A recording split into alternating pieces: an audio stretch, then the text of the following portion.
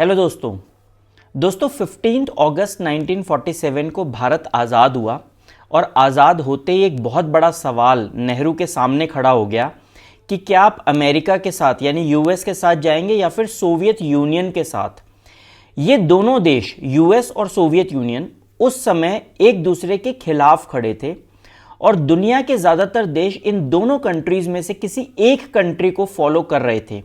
ऐसे में हमारे पहले प्रधानमंत्री जवाहरलाल नेहरू ने एक तीसरा फ्रंट बनाया और जितने देश अमेरिका और सोवियत यूनियन के पीछे मिलाकर खड़े थे उससे ज़्यादा देश भारत के साथ खड़े हो गए।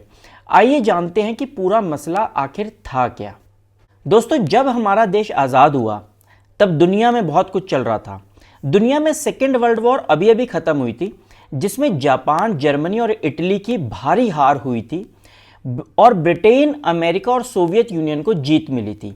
हालांकि अमेरिका और सोवियत यूनियन एक ही तरफ से लड़े थे, पर दोनों में वर्ल्ड वॉर के बाद रंजिश शुरू हो गई।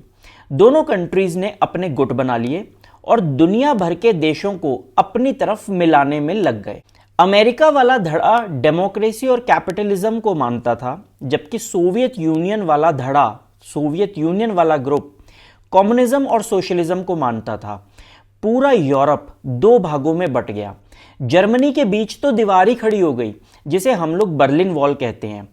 इसी बीच दुनिया के देश आज़ाद होने लगे, जिसमें भारत भी शामिल था।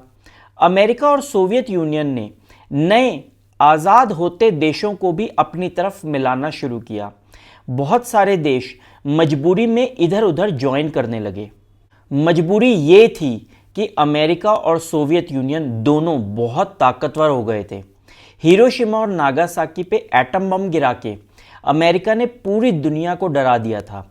इसी से न्यूक्लियर आर्म्स रेस यानी पूरी दुनिया में न्यूक्लियर वेपन्स को बनाने की रेस भी शुरू हो गई थी। यानी ये देश एटम बॉम्ब्स बनाने लग गए थे। यूरोप के कंट्रीज का कंट्रोल कम होने लगा और अमेरिका और सोवियत यूनियन खुल के आमने सामने आ गए। दोनों ने मिलिट्री ग्रुप्स बना लिए। अमेरिका ने नाटो ग्रुप बनाया, जबकि सोवियत यूनियन ने वार्सा पैक्ट साइन कर लिया।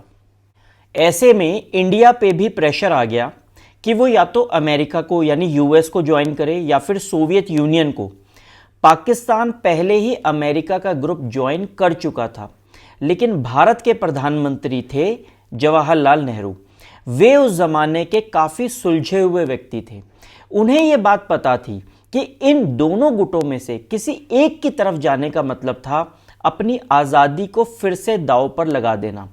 उनका यह भी मानना था कि अमेरिका और सोवियत यूनियन अपने अपने वर्चस्व की लड़ाई लड़ रहे हैं और हम नए आज़ाद देश केवल उनके लिए मोहरा भर हैं। वे मानते थे कि किसी एक ग्रुप को ज्वाइन करना लॉन्ग टर्म में नुकसान कर सकता है। उन्हें लगा कि यह भी एक किस्म की गुलामी ही तो है, और वैसे भी उन्हें इस बात का भी अंदाज़ा था कि भारत की आज़ादी कोई आम आज़ादी नहीं थी। ये आज़ादी यानी भारत की आज़ादी सोच की आज़ादी थी, जिसने दुनिया को जगाया था। भारत की आज़ादी का असर दुनिया के कई देशों की आज़ादी पे पड़ा था और इस आज़ादी की लड़ाई के दौरान भारत के कई नेताओं का रुतबा विदेशों में फैला था। भारत की आज़ादी के नेताओं की दुनिया भर में तारीफ होती थी, जैसे कि सुभाष चंद्र बोस की आज़ाद हिंद फौज दूसरे देश की जनता और वहाँ रह रही भारतीय जनता के साथ हमारे मधुर संबंधों की कहानी बयान करती है। कुल मिलाकर कहें तो भारत की आज़ादी भारत की अंग्रेज़ों पर जीत नहीं थी, बल्कि एक सही मानसिकता की एक गलत मानसिकता के खिलाफ जीत थी। ऐसे में यह बहुत ज़रूरी था कि आज़ादी के बाद भी इन आइडियाज़ और इन प्रिंसिपल्स, इन विचारों को जीवित रखा जाए। हालांकि अंबेडकर जैसे कुछ नेता ये चाहते थे कि प्रैक्टिकल रीजंस की वजह से नेहरू को यूएस के साथ जाना चाहिए, क्योंकि यूएस अल्टीमेटली डेमोक्रेसी को रिप्रेजेंट करता है। जो लोग कम्युनिज्म को पसंद नहीं करते थे वो भी चाहते थे कि नेहरू यूएस के साथ जाएं। इन परिस्थितियों में नेहरू ने सबसे पहले अपना लक्ष्य निर्धारित किया। नेहरू का मानना था कि उनके लिए सबसे ज़रूरी चीज़ देश की सोवरेनिटी यानी आज़ादी को बचा के रखना है। दूसरा लक्ष्य था अपनी सीमाओं की रक्षा करना, और तीसरा लक्ष्य था जैसे तैसे आर्थिक तरक्की करके देश को समृद्ध बनाना है। नेहरू को लगा कि ये तीनों लक्ष्य तभी प्राप्त हो सकते हैं जब भारत खुद इन देशों की कोल्ड वॉर से अपने आप को अलग थलग कर ले। नेहरू ने फैसला किया कि भारत इन दोनों ग्रुप्स को ज्वाइन नहीं करेगा और अपनी पॉलिसी को कंप्लीटली इंडिपेंडेंट रखेगा।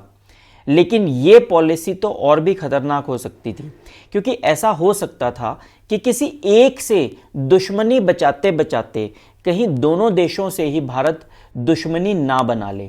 कहीं ऐसा ना हो कि नैतिकता की लड़ाई लड़ता भारत अमेरिका और सोवियत यूनियन दोनों का दुश्मन बन जाए, या कहीं ऐसा ना हो कि भारत आज़ाद होते ही दुनिया में बिल्कुल अकेला पड़ जाए।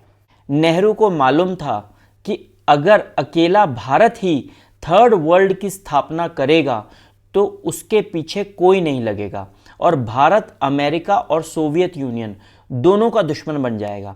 इस वजह से नेहरू ने कई और देशों को भी अपने साथ लगाया।